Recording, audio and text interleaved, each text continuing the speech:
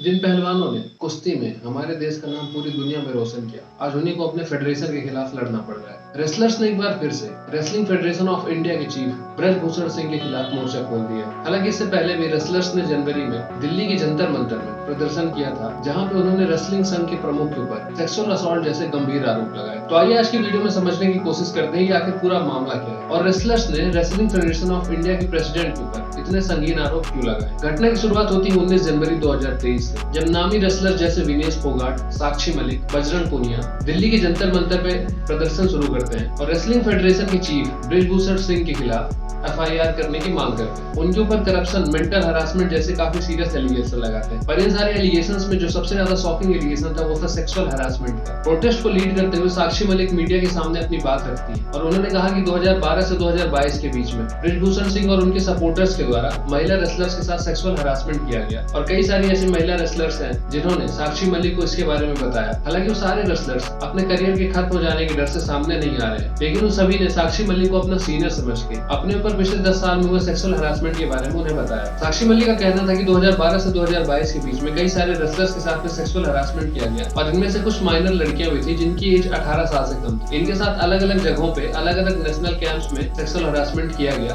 उसके अलावा ब्रजभूषण सिंह के दिल्ली के सरकारी आवास में भी कई बार लड़कियों को ले जाया जाता था। विनेश फोगाट का कहना है कि अपने ऊपर हुए इस अन्याय को लेकर कई लड़कियां अभी भी शांत है, क्योंकि उन्हें लगता है कि इनका कैरियर खत्म कर दिया जाएगा और कई लड़कियां सामाजिक दबाव में आकर अपने ऊपर हुए अन्याय के बारे में खुल के नहीं बोल पा रही। सवाल उठता है कि आखिर ब्रजभूषण सिंह कौन है। ब्रजभूषण सिंह यूपी के एक बाहुबली नेता माने जाते हैं। वो गोंडा, कैसरगंज और बलरामपुर जैसी सीटों से पिछले 6 बार से लोकसभा इलेक्शन जीतते आ रहे हैं, जिनमें से 5 इलेक्शन उन्होंने बीजेपी की टिकट से जीते और 2009 में लोकसभा इलेक्शन समाजवादी पार्टी की टिकट से जीता है। तो ये दिखाता है कि उस एरिया में उनकी कितनी पकड़ है। इस बात से जरा भी फर्क नहीं पड़ता कि वो किस पार्टी से चुनाव लड़ रहे हैं या किस पार्टी ने उन्हें टिकट दिया है। इसके अलावा ब्रजभूषण सिंह पिछले 10 साल से लगातार रेसलिंग फेडरेशन ऑफ इंडिया के प्रेसिडेंट चुने जा रहे हैं। हालांकि इस पॉलिटिकल लीगेसी के अलावा उनके ऊपर कई सारे क्रिमिनल केसेस भी। उनके द्वारा 2019 के इलेक्शन में सबमिट किए गए एफिडेविट से पता चलता है कि उनके ऊपर 4 क्रिमिनल केसेस चल रहे हैं, जिनमें से एक अटेम्प्ट टू मर्डर भी है। एक मर्डर तो उन्होंने ऑन एयर लल्लन टॉप को दिए इंटरव्यू में कन्फेस किया था। जीवन में मेरे हाथ से एक हत्या हुई है। उसके अलावा CBI की रिकॉर्ड से ये भी पता चलता है कि उनके ऊपर दाऊद इब्राहिम के शूटर को बचाने का आरोप भी लग चुका है और इसके अलावा इनके ऊपर 30 से भी ज्यादा केस दर्ज हो चुके, जिनमें से एक टाडा का भी केस था। तो आप समझ सकते हैं कि ब्रजभूषण सिंह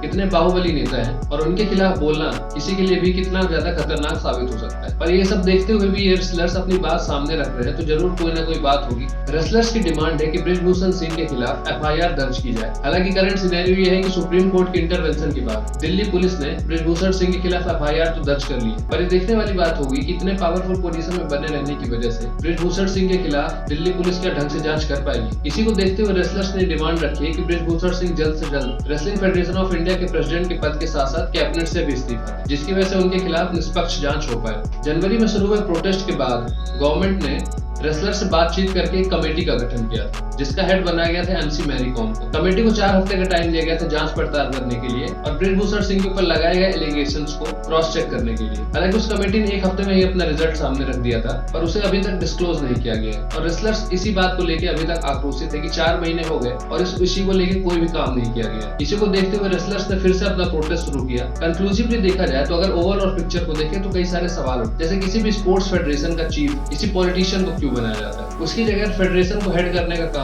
किसी स्पोर्ट्समैन को दिया जाए या फिर स्पोर्ट्स वुमेन को दिया जाए, तो वो स्पोर्ट्स से रिलेटेड समस्याएं समझते हैं और उसको लेके काफी अच्छा काम कर सकते हैं। उसके अलावा इस पिक्चर का दूसरा एंगल ये भी है, जब लड़कियों के ऊपर ऐसे सेक्सुअल हरासमेंट होंगे तो उनका स्पोर्ट्स में आगे आना काफी मुश्किल हो जाएगा। वैसे भी हम देखते हैं कि लड़कियों का स्पोर्ट्स में पार्टिसिपेशन पहले ही काफी कम, और जब ऐसे केसेस उनके पेरेंट्स को पता चलेंगे तो लड़कियों की सेफ्टी के नाम पे उनके पेरेंट्स उनका पार्टिसिपेशन और भी कम कर देते हैं। और तीसरा, ऐसे केसेस की वजह से ओवरऑल स्पोर्ट्स फ्रेटर्निटी पे काफी ज्यादा बुरा असर पड़ता है और खिलाड़ियों के प्रदर्शन पे भी काफी नेगेटिव इफेक्ट पड़ता है। तो कंक्लूसिवली यही कहा जा सकता है कि ऐसे केसेस को जल्दी से जल्दी निपटाना चाहिए, जैसे खिलाड़ियों का सिस्टम के ऊपर भरोसा जमा रहे।